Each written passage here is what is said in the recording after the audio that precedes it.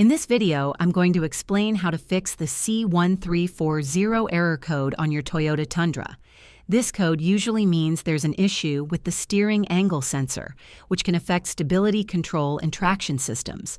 First, start by scanning your vehicle with an OBD2 scanner to confirm the C1340 code.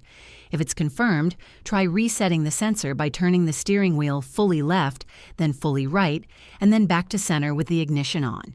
If the code stays, check the wiring and connectors around the steering angle sensor for any damage or loose connections. Sometimes the sensor itself might be faulty and require replacement. To replace it, disconnect the battery, remove the airbag and steering wheel, then swap the sensor. After replacement, use the scanner to clear the code and recalibrate the sensor.